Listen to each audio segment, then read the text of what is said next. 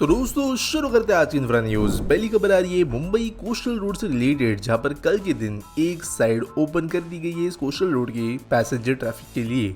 तो वर्ली से लेकर मरीन ड्राइव तक का जो स्ट्रेच है, जो बेसिकली नॉर्थ से लेकर साउथ साइड पे जाने वाला स्ट्रेच है, वो ओपन कर दिया गया है। जिसके अंदर जो अंडर सी टनल है मलाबार हिल के नीचे से भी जो जाती है, उसको भी यहाँ पर ओपन कर दिया गया है। लोगों ने जो रिव्यूज डाले उसके हिसाब से अब वो 8 से 10 मिनट में ट्रैवल कर पा रहे हैं।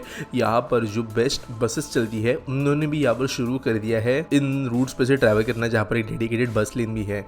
अब वैसे ये काफी छोटा स्ट्रेच है कोस्टल रोड का जो ओपन हुआ है, लेकिन काफी सिग्निफिकेंट है क्योंकि सबसे ज्यादा कंजेशन वाले एरिया को इसने भी ऑलरेडी खाली कर दिया है।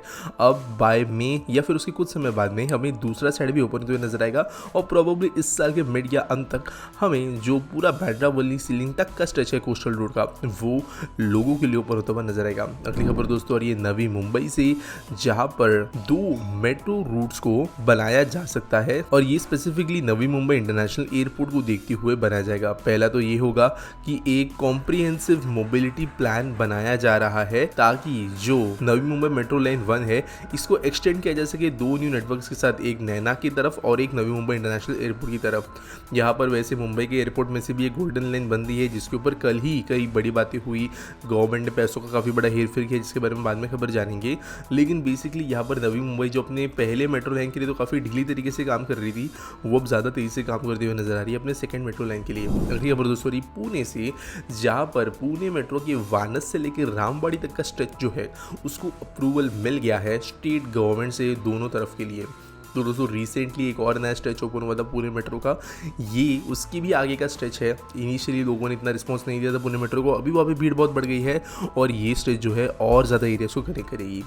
अगली खबर दोस्तों ये Mumbai based dB realty group से रिलेटेड, जिनको LOA या लेटर ऑफ एक्सेप्टेंस मिल गया है BMC से, जिसके अंतर्गत ये जो रियल एस्टेट कंपनी है ये सरकार को 186.52 एकड़ ऑफ लैंड किराए पर देगी, जिसके लिए गवर्नमेंट इनको 248 करोड़ रुपीस हर साल पे करेगी।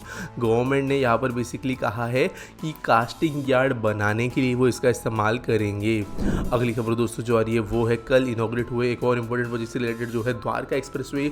और अब जानते हो कि यहाँ पर बहुत ही ज़्यादा ज़रूरी प्रोजेक्ट ये था हमारे देश के अंदर दिल्ली और गुड़गांव के बीच की कनेक्टिविटी को बेहतर बनाने के लिए। 19 किलोमीटर का वैसे पहला एलिवेटेड स्ट्रेच ओपन किया गया है, NHAI ने इसको बनाया। 8 लेन्स है इस टोटल एक्सप्रेसवे के अंदर और बहुत ही ज़्यादा इंपॉर्टेंट ये रोड है। वैसे देश का ये पहला एक्सप्रेसवे है जिसको सिंगल पियर सिस्टम पे बनाया गया है, जो कम लागत देता है। और आखिरी दोस्तों जो खबर आ रही है वो है हमारे देश के अंदर कल लॉन्च हुए 10 नए वंदे भारत एक्सप्रेस ट्रेन से रिलेटेड, और ये सारी की सारी न्यू जनरेशन की saffron Vande Bharat express train है। तो दोस्तों वर्चुअली ज़्यादा ट्रेन का इनॉग्रेशन किया गया, कई अलग अलग रूट्स पे थी, रांची, पटना, अयोध्या, दोस्तों अमृतसर, भोपाल, देहरादून, खजुराहो, मुंबई, अलग अलग जगह से ट्रेन लॉन्च हुई थी। टोटल 10 ट्रेन है। अब आप जानते हो कि अभी जो वंदे भारत ट्रेन है वो एक ही करके लॉन्च नहीं होती, 8-10 करने का प्रोग्राम इन्होंने वैसे भी कुछ समय से बना लिया है। आज के आस्क पीटी सॉल्व के बारे में बात करें तो अर्विन रोमन पूछते हैं why Indian railways won't use shared bogie, Jacobs bogie, shared wheel. I can understand that it reduces flexibility but it saves lot of energy and for Vande Bharat EMU MEMU train there is already fix, there shouldn't it be implemented. तो देखो यार, जिनको नहीं पता, पहली बात यहाँ पे कौन सी बोगी की बात हो रही है, तो कुछ जो ट्रेन होती है यूरोपियन, वहां पर 2 कोचेस के बीच में बोगी लगाई जाती है, जबकि हमारे यहाँ पर एक कोच के नीचे 2 बोगीज लगाई जाती है जिसमें मल्टीपल व्हील्स होते हैं। तो यहाँ पर दोस्तों मल्टीपल इश्यूज है कि रेलवे को क्यों यूज नहीं करती। अब ऑब्वियसली यहाँ पर सवाल का जवाब भी कमेंट में दिया गया है, अगर डिब्बों को जोड़ना लगाना है तो वो बहुत मुश्किल हो जाता है जेकब्स बोगी के साथ में, क्योंकि व्हील्स जो है उनके साथ में कई कनेक्शंस होते हैं, traction motor connection, electrical connections, जिस तरीके से उसकी फिटिंग अलाइनमेंट वगैरह होती है वो बहुत कॉम्प्लिकेटेड होती है। आप उसको तुरंत 10 मिनट में लगा के जोड़ नहीं सकते, जो नॉर्मल कुछ के साथ में तो विदिन 5 मिनट्स हो जाता है। आपने कई बार गार्ड सेक्शंस पे होते हुए भी देखा होगा। और ये चीज़ जो है जेकब्स बोगी इम्पॉसिबल बनाती है। जो टैलगो ट्रेन हमारी रिजेक्ट हुई थी ट्रायल्स के बाद में, उसके पीछे भी ये कारण बहुत इंपॉर्टेंट था।